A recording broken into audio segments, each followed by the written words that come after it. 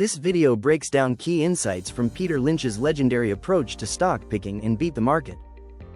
வணக்கம். ஸ்டாக் மார்க்கெட்னாலே அது பெரிய பெரிய எக்ஸ்பர்ட்ஸ்க்கு மட்டும்தான் நினைக்கிறீங்களா? ஒரு காலத்துல பீட்டர் லிஞ்ச் கூட அப்படிதான் நினைச்சாரு. ஆனா அது தப்புன்னு அவரே நிரூபிச்சாரு.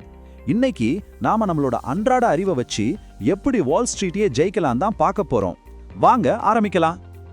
பாத்தீங்களா, பீட்டர் லிஞ்சோட முதல் விதியே இதுதான். எக்ஸ்பர்ட்ஸ் சொல்றத கேட்கறத நிறுத்துங்க. இது கேட்க கொஞ்சம் ஷாக்கிங்கா இருக்குல்ல? ஆனா பாருங்க, எக்ஸ்பர்ட்ஸால மட்டும்தான் ஜெயிக்க முடியுங்கிற அந்த பெரிய நம்பிக்கையை இது ஒரே வரியில உடைக்குது. நம்மளோட முழு பயணமும் இங்க இருந்து தான் தொடங்குது. சரி, நம்மளோட முதல் பகுதி வால் ஸ்ட்ரீட் கட்டுக்கதை. அதாவது அந்த பெரிய ஃபைனான்ஸ் கம்பெனில வேலை செய்யறவங்களுக்கு உண்மையிலே நம்மளை விட ஒரு பெரிய அட்வான்டேஜ் இருக்கா? வாங்க அந்த மாயையை இப்போ உடைப்போம்.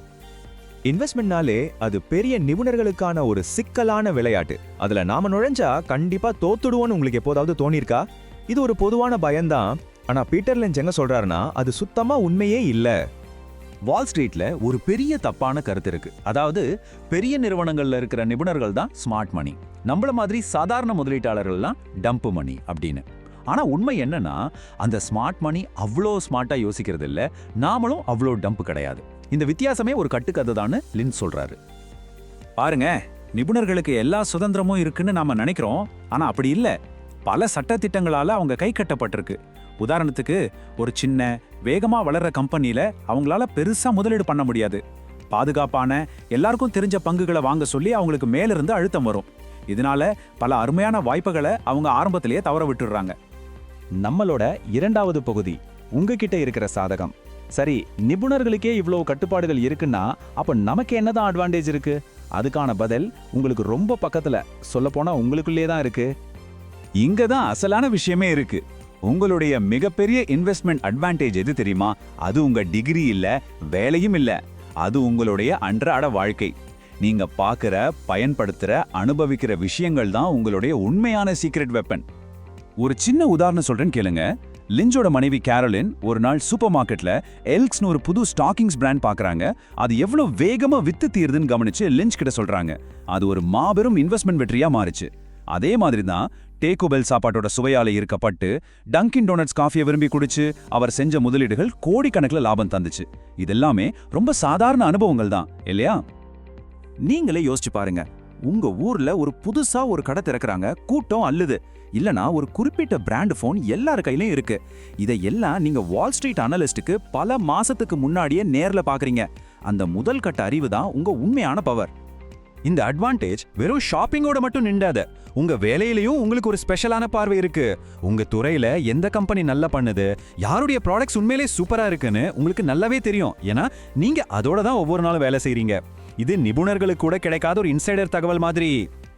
நம்மளோட மூணாவது பகுதி 10 பேக்கரை தேடுதல். சரி, உங்க அன்றாட வாழ்க்கையில ஒரு நல்ல கம்பெனியை கண்டுபிடிச்சிட்டீங்க. அடுத்து என்ன? அந்த வாய்ப்பை எப்படி ஒரு மிகப்பெரிய வெற்றியா மாத்துறதுன்னு இப்ப பார்க்கலாம். இதுதாங்க ஒவ்வொரு இன்வெஸ்டரோட கனவு. ஒரு 10 பேக்கர், அதாவது நீங்க போட்ட 10,000 ரூபாயை 1 லட்சம் ரூபாயா மாத்திர ஒரு பங்கு. இது வெறும் அதிர்ஷ்டம் இல்ல, சரியான வழிமுறையை பின்பற்றினா இதை அடைய முடியும்னு லிஞ்ச் சொல்றாரு. அந்த வழிமுறை ரொம்பவே சிம்பிள். முதல்ல உங்க கவனத்தை ஈர்த்த அந்த கம்பெனியை எடுத்துக்கோங்க. ரெண்டாவதா அதை பத்தி கொஞ்சம் பேசிக் ரிசர்ச் பண்ணுங்க. அது லாபத்துல இயங்குதா, கடன் கம்மியா இருக்கான்னு பாருங்க. கடைசியா அந்த கம்பெனியோட கதையை உருவாக்குங்க. பாருங்க, இன்வெஸ்ட்மெண்ட்ங்கிறது ஒரு ராக்கெட் சயின்ஸ் கிடையாது. அது ஒரு கலை. சிக்கலான கணக்குகள், ஃபார்முலாஸ் இதையெல்லாம் நினைச்சு கவலைப்படாதீங்க. அதுக்கு பதிலா அந்த கம்பெனியோட கதை என்ன, அது ஏன் எதிர்காலத்துல ஜெயிக்கும், இந்த மாதிரி சிம்பிளான கேள்விகளுக்கு பதில் கண்டுபிடிக்கிறது தான் ரொம்ப முக்கியம். ஒரு கம்பெனியோட கதை எவ்வளோ நல்லா இருந்தாலும் சரி, கடைசியில எல்லாமே ஒரே ஒரு விஷயத்துல தான் வந்து நிற்கும். அதுதான் வருமானம், அதாவது லாபம். குறுகிய காலத்துல ஸ்டாக் மார்க்கெட் மேலேயும் கீழேயும் போகலாம். ஆனா நீண்ட காலத்துல ஒரு கம்பெனியோட லாபம் ஏறுச்சுன்னா அதோட பங்கு விலையும் நிச்சயம் ஏறும். இதுதான் அடிப்படை விதி. நம்மளோட 4வது பகுதிக்கு வந்தாச்சு. உங்க மனநிலைய மாஸ்டர் பண்றது.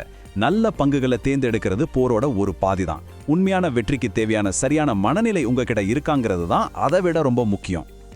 இப்போ நீங்களே உங்ககிட்ட நேர்மையா கேட்டுக்க வேண்டிய ஒரு கேள்வி. இன்வெஸ்ட்மெண்ட்ல ஜெயிக்க தேவையான மன தைரியமும் குணங்களும் உங்ககிட்ட இருக்கா?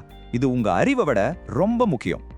பொறுமை, தன்னம்பிக்கை, பொது அறிவு, இதெல்லாம் தான் உண்மையான திறமைகள். மார்க்கெட் சரியும் போது பயந்து போய் விற்காம இருக்க பொறுமை வேணும். எல்லாரும் விற்கும்போது துணிஞ்சு வாங்க தன்னம்பிக்கை வேணும்.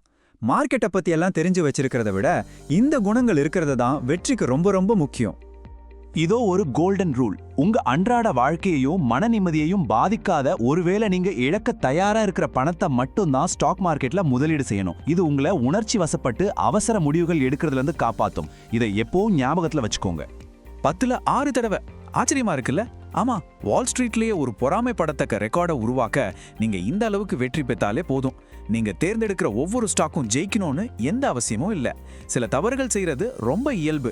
இது இன்வெஸ்ட்மெண்ட்டோட அழுத்தத்தை ரொம்பவே குறைக்குது.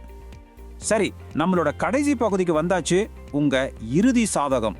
இது வரைக்கும் நம்ம கத்துக்கிட்டதோட சாராம்சத்தை பார்த்து உங்க இன்வெஸ்ட்மெண்ட் பயணத்தை நம்பிக்கையோட தொடங்க தயாராகலாம். ஆக முக்கியமான செய்தி இதுதான். நாளைக்கு மார்க்கெட் ஏறுமா இறங்குமான்னு கணிக்க முயற்சி பண்றது நிறுத்துங்க. டிவியில வர்ற எக்ஸ்பர்ட் சொல்றத கண்மூடித்தனமா நம்பாதீங்க.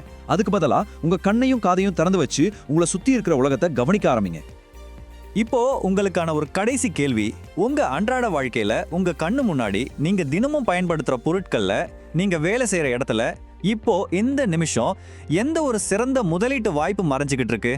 யோசிச்சு பாருங்க. Thanks for watching. Please do subscribe, like, comment, share and click the bell icon.